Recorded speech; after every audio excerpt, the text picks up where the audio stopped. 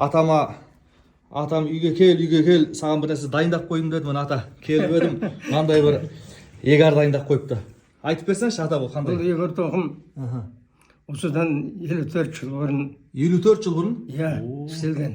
Қайнатам әкелген тұғын. Табанымыз аталарымыз болды.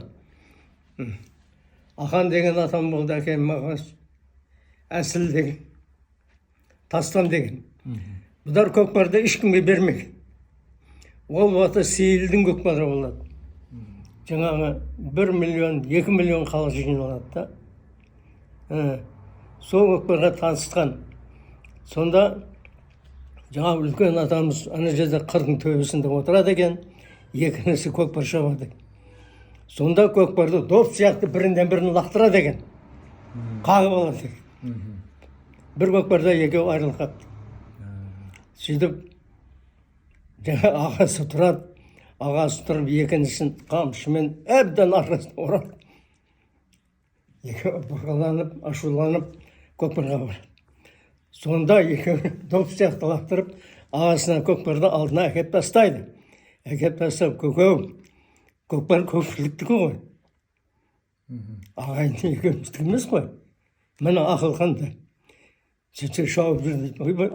Арқадарың ауырып кетті ма? Қатырып қойдым ба? Деп, екеуі қайтадан көкпардан кеткен екен. Қайнатам 100-ге кеп қайтыс болды. Кемпірі 99-да қайтыс болды.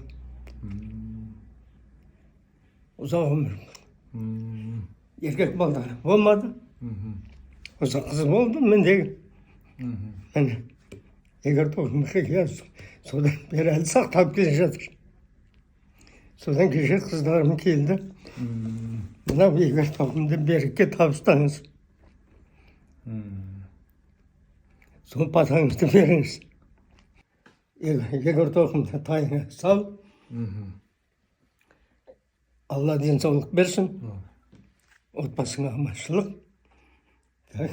Аттарың еш уақытта сүрінбесін. Тек той көр. Рахмет. Балдарың өссін, өнсін. Жеңістен жеңіске бостап жете берсін. Ой, рахмет ата. Аумин, Аллах бар. Міне ағайындар, атам осы тарихи егар тоқымды сыйлап отыр. Қолдан қашалған, Иә. Түйенің не істедіңіз ата? Түйенің мойны. Түйенің мойнынан істелген. Біздің әулет осындай, Сәрсенбі әулетінде осындай үлкен тарихи әулет, көкпардың айналасында жүрген бабаларымыз. Құдай қаласа тау тұмарға деп ата беріп жатыр. Рахмет ата. Жақсы.